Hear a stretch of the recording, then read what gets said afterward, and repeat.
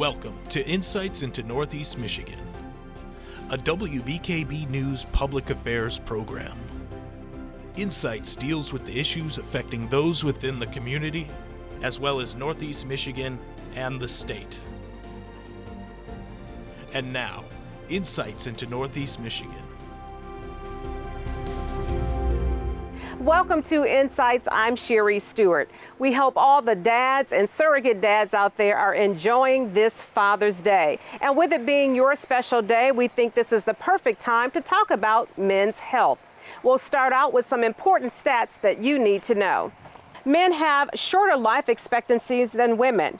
Men die on average 5 years earlier than women and for largely preventable reasons. Heart disease is the leading cause of death. Men account for 3 out of 4 suicides, and suicide is the second leading cause of death among U.S. men aged 10 to 34. WBKB's Kent Davis starts us out with a look at mental health and the stigma associated when seeking treatment. The American Psychological Association says 9% of men experience feelings of anxiety or depression on a daily basis. However, only 41% of them take medication or go to therapy. And depression isn't the only mental health struggle men can face. Whether it's trauma, issues of self-worth, or mental illness, men in the U.S. tend to avoid professional help. Dr. Sabrina Romanoff, a Harvard-trained psychologist, says this tendency likely comes from society's expectations for men to be strong and independent. Conformity to dominant masculine gender norms, like the idea that boys don't cry, leads to self-stigmatization in men who feel that they should be able to cope without professional help. Romanoff says this outlook drives some men to self-medicate through alcohol or prescription drug abuse. These coping mechanisms then develop into their own issues. Additionally, Romanoff says that while women and men think about suicide at similar rates, men are more likely to both attempt and succeed. Because they use more lethal means, whereas women are more likely to attempt through like pills or cutting, which is less lethal. Like more men die by firearms than women. Romanoff says you shouldn't be afraid of seeking help if you're under major emotional stress. She says there are a few possible signs you're approaching a crisis point. When you find yourself very isolated and you find yourself completely kind of disconnected in times of severe distress, or you find that your substance use, it's become unmanageable, and you're not able to obtain support from friends or family, and you find that you're kind of like an island, kind of on your own. If you feel burdened with painful feelings or mental illness, finding a therapist or local support group is a big step towards healing. Romanoff says studies have shown therapy reduces morbidity and mortality rates. She says it also helps your performance at work and helps you build skills for managing your feelings on your own. The reason I'm doing this story is because I've struggled with mental health myself. I developed a real sense of self-loathing in middle school. I hated being on the autism spectrum, hated being who I was. I put these stupid high academic standards on myself to try and prove that I was one of the good ones. That wasn't productive, and I carried that mindset with me all the way to college. It wasn't until fall of 2019 that I realized this habit I had of making self-deprecating jokes, of emotionally, mentally, and sometimes physically beating up on myself wasn't helping me be more productive. It wasn't getting me anywhere that I wanted to be in life. So I decided to seek out a therapist, and since I've started therapy, I've made huge leaps and bounds in my well-being. I actually like who I am now, and I'm unabashedly proud of the things that I like. And frankly, I don't think I would have the self-confidence that I have now, the self-confidence that let me join WBKB without it. So if you're out there and you're struggling, please know that you're not alone in your struggles, and therapy really can help. It won't make you any less of a man, and it won't make you any less independent. Thank you for watching Insights. Back to you, Sherry. Thanks for that, Kent. Now, while mental health is important, so is your physical health. Tyler Cruz takes a look at why it's so important to stay active. Thanks, Sherry, and happy Father's Day, everyone. I'm here at Bay Athletic Club talking with Amanda Freeland about men's health. Amanda, how's it going today?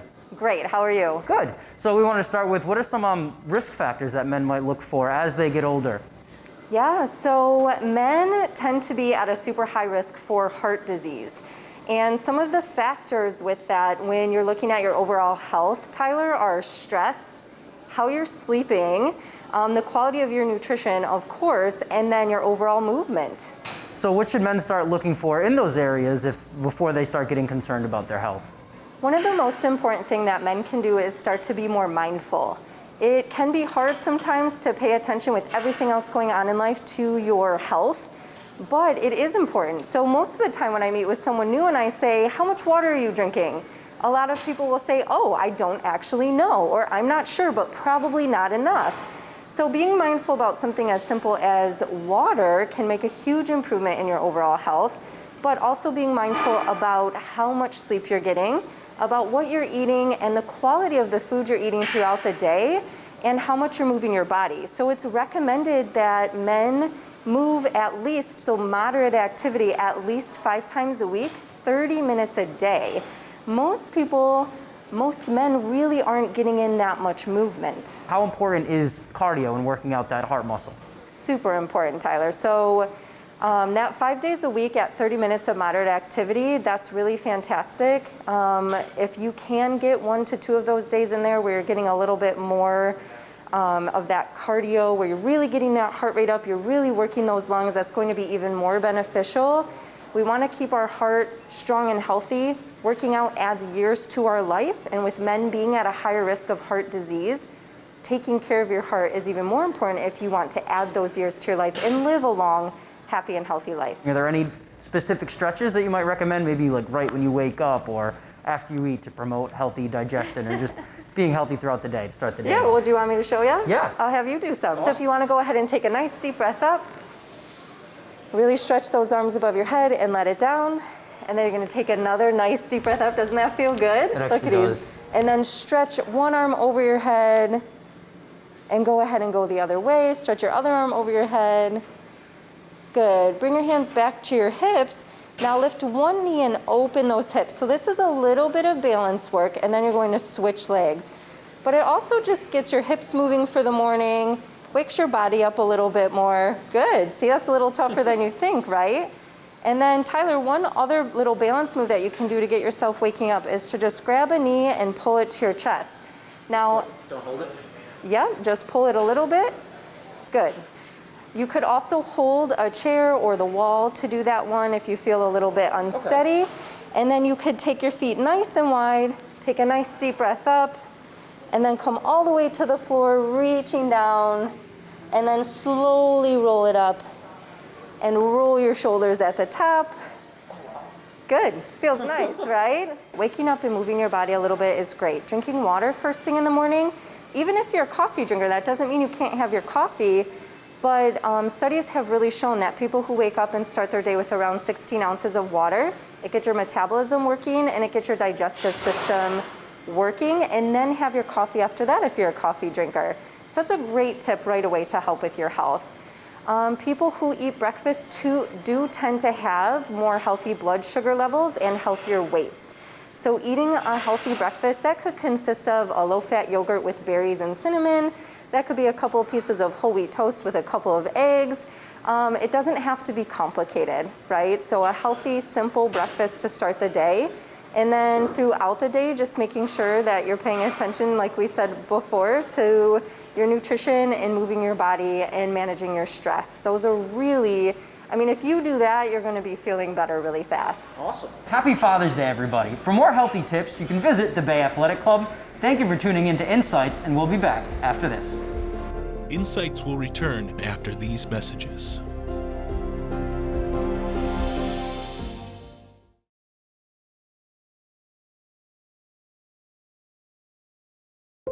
Welcome back to Insights. We're spending today focused on men's health and all the related topics, and we cannot have that conversation without talking about the food that we eat. So I'm happy to introduce Shanti Appello. She is a health and wellness spokesperson for Blue Cross Blue Shield of Michigan. Thank you, Shanti, for spending time with us today. Thanks for having me, Sherry. So we know that we love to grill in Michigan, especially this time of year.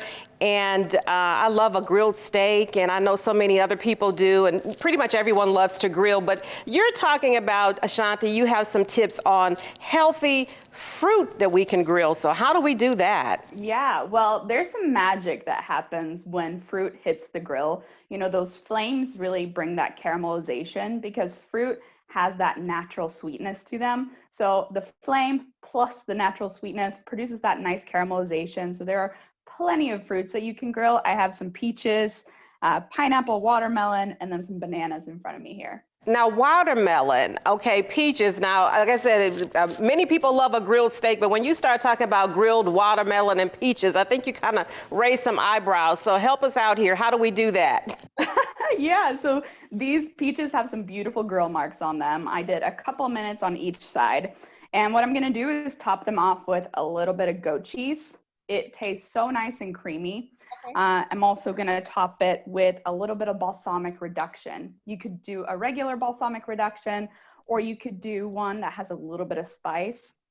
And then you can top it off with a little bit of basil, and it's delicious. It kind of feels a little fancy, but it's simple ingredients. So these have to be, I guess, to get the optimum value out of it, we're looking at seasonal fruits. Is that right? Absolutely. What's great about peaches is that they're going to taste so much sweeter whenever we do get them in season. That's kind of why when you go to a restaurant, you might see a seasonal menu. It's because it's going to taste so much better because that fruit had the opportunity to ripen on the vine or in the field.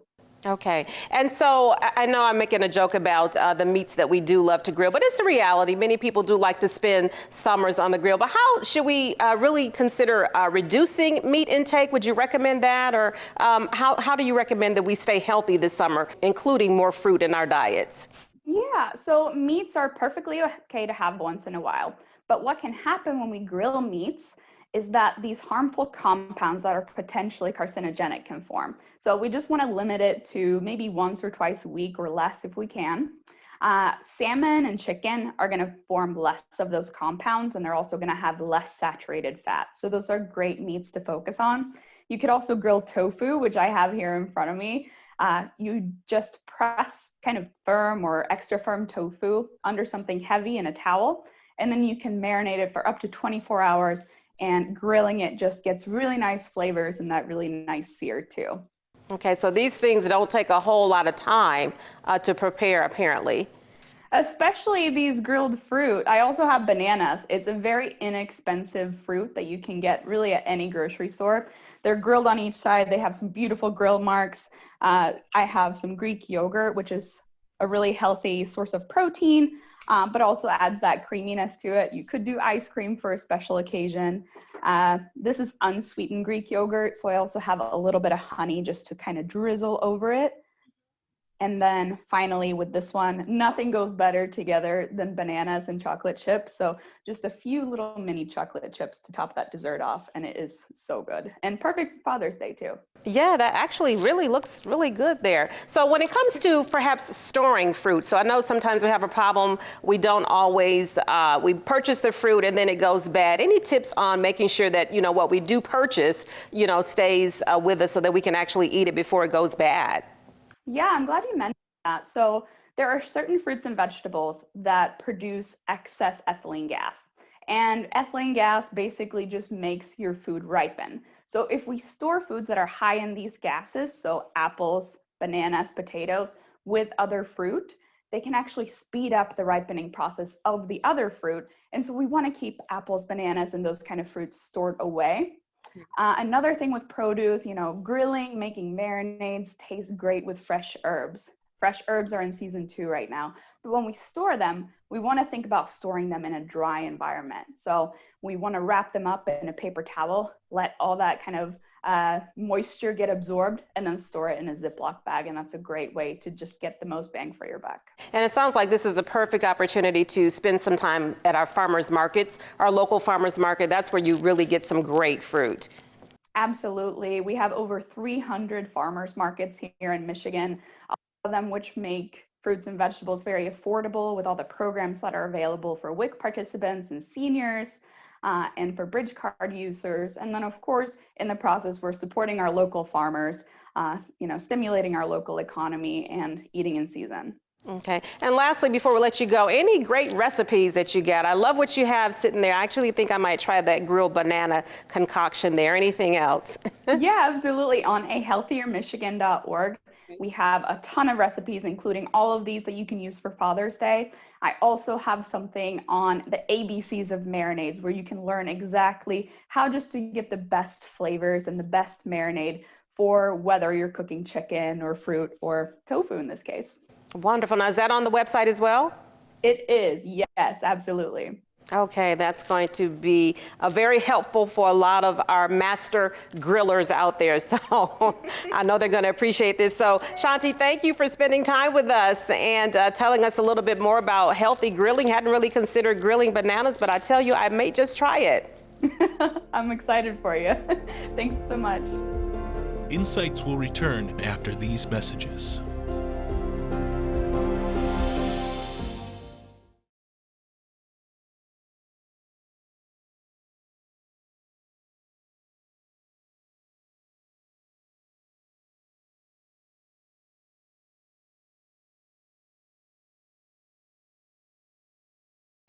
Welcome back to Insights. I'm pleased to introduce now Mark Hedstrom. He is the Executive Director at Movember. Thank you, Mark, for spending time with us today.